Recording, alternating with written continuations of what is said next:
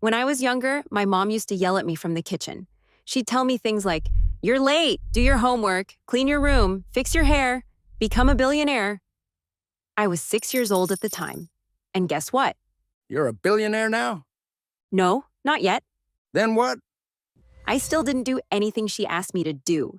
Now, if you're watching this, chances are you can relate. Maybe your mom doesn't scream at you anymore because you're technically an adult. But that procrastination, it never left. Now it shows up when you're supposed to study, work, or even just when you want to get off the couch and work out. Wow, so I'm not broken, I'm just slow. Exactly. And here's the plot twist that changed everything for me. Laziness is not your weakness. It's your superpower.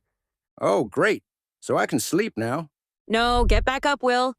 Anyway, as I was saying, lazy people aren't lazy because they're dumb or unmotivated. They're lazy because their brain is built to find the fastest, most efficient way to do anything. So instead of fighting your lazy brain with guilt, self-hate, and motivational speeches from your shampoo bottle, Hey, I like my shampoo speeches. They smell like coconut and ambition. good to know, Will. Anyway, today, I'm going to show you 6 ways to turn your laziness into a productivity cheat code that works for you instead of against you. Let other people waste 20 hours building Notion dashboards, writing novels about flying monkeys in ChatGPT, and organizing their pens by color, while you work smarter, faster, lazier, and better. Let's begin. The first tip is called the one sock rule. It's simple. You just pick a task you've been avoiding.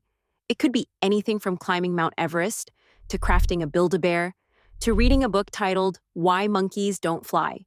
Whatever it is, your mission is simple. Make the task so stupidly easy that your brain feels embarrassed not to do it. Why? Because like I said earlier, we lazy people don't hate doing things. We just love when things are easy. So here's how that looks in real life. Instead of writing a full essay, open a doc and write one bad sentence. Okay, so I'm gonna type one bad sentence. No, Will. I mean literally write a bad sentence. Like the sky is blue because fish don't wear pants. I don't care. Just start. Or instead of cleaning your entire room, pick up one sock and throw it in the basket. Kobe! It actually works. Exactly. But don't throw dirty socks again in my office. Sorry, ma'am. It won't happen again. Why does this trick work? Because it bypasses your brain's resistance. You're lowering the bar so much that your brain is like, wait, that's it? And once you start moving, your brain hates stopping halfway. It's called the Zeigarnik effect. AKA, your brain needs to finish what it starts. If you say, I'll work out for 5 minutes, guess what? You work out for just 5 minutes and go home? Nope. You end up doing 30. Your brain operates on the same flawed logic as a Netflix autoplay. Well, I'm already here, might as well binge.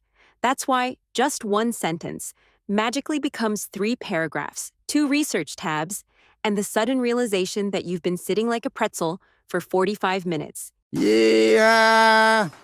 Will, what are you doing? Get down from this thing. You brought a llama to the office? Get down now. Clean up the desk and the sock you threw earlier. Oh my, sorry about this. Actually, this ties in perfectly with the second tip. See what Will is doing there? He's rearranging our office. Give your room or workspace the, oops, I guess I'm working now treatment. Engineer it so that productivity isn't a choice but an inevitable accident because distraction requires more effort than doing the thing. For example, this is what I do. You can try it too. First, I open my laptop and write my to-do list. Then, I unplug my TV and gaming console. But what if I want to watch the next Avengers? Nice try, Will. That's not dropping until 2026, and we both know it's just a shiny distraction from the work that is staring at you right now. Anyway, after I unplug my TV and gaming console, I keep snacks within arm's reach while working so I don't end up accidentally taking a break in the kitchen for 45 minutes. Ma'am, I'm gonna get chips. It's in the locker inside the desk drawer. Oh, then I'll get some water. Also in the locker. I need to go to the bathroom. It's right there. Don't even try. See? I know the excuses your brain comes up with before you do.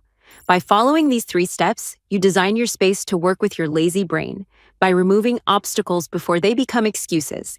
You're following the path of least resistance like water sliding off a plate. Effortless, aimless, but somehow still productive. So, if you want to get stuff done, build your environment so that being productive is easier than being unproductive. Trust me, your future self and your llama will thank you. This next hack is called the avoidance stack. This was my go-to move back when I had to clean my room, aka my personal nightmare. Honestly, I'd rather iron socks for a living than deal with that mess. But you know what I hated more than cleaning? Studying history. So I did what any genius in training would do. I paired them. I weaponized procrastination. Cleaning versus civil war? Suddenly, vacuuming felt like a party and my room was spotless.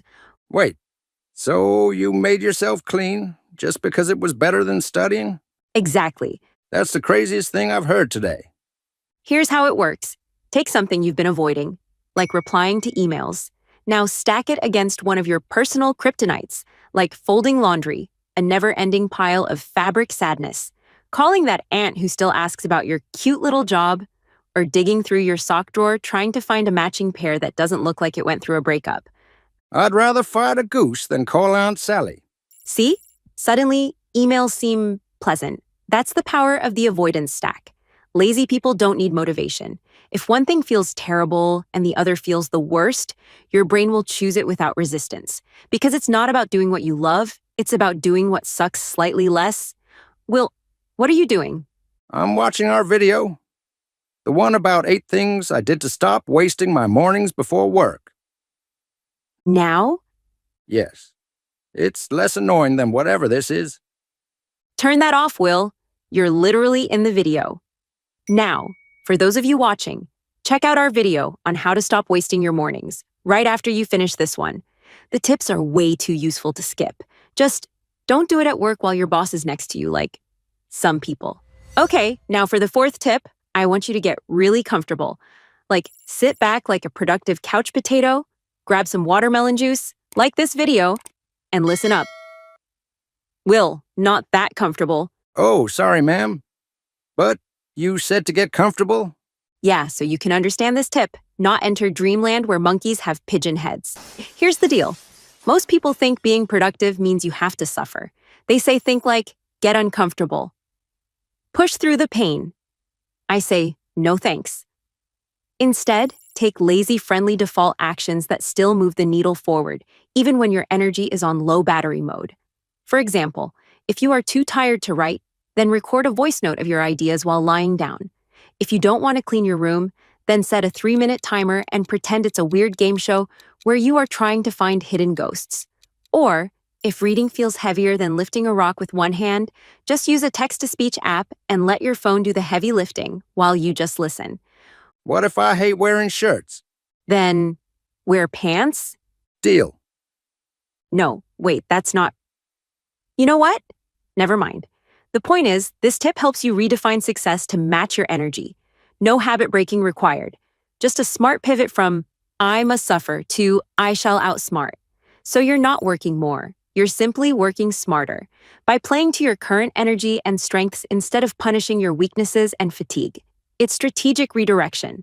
Like a chess master, if chess masters occasionally napped between moves.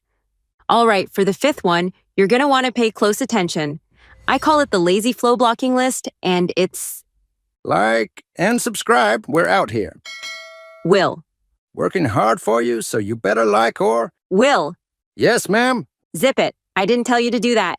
Sorry, ma'am. Subscribe if you'd like, friends. No pressure. We won't send the subscription police after you, but if you do, our stick figure animators get to keep their jobs, and we get to keep making weirdly specific life hacks for you. Everybody wins.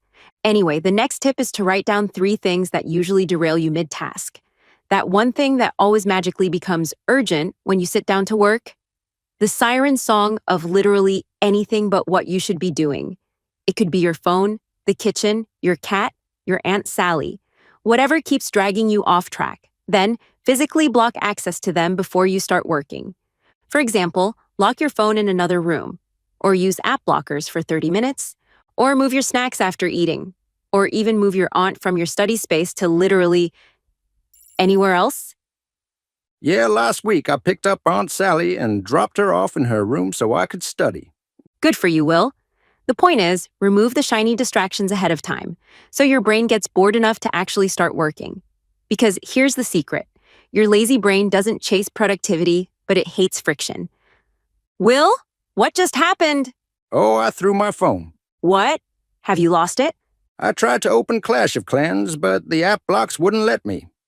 So I panicked and threw my phone. I'll talk to him later. But as you can see, this is a perfect example of how your brain hates friction. Will, Yes, Mrs. Ella? do you know the snooze but start method? Is that a song? No, it's the sixth method, where you tell yourself that you can still be lazy, as long as you do this one action while being lazy. Oh, so I can sleep at work, as long as I show up? No, Will, let's not end up in HR again. A real example would be, I can lie on the couch, as long as I open my notes app and brainstorm for 2 minutes. That's it. Or if you feel too tired to work out, then you can... Working?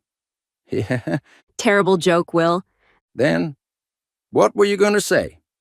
I was going to say, put on your workout clothes and lie back down. That sounds even more lazy. Exactly. That's why it works. It lets your brain keep its lazy identity while quietly planting a seed that often grows into real action.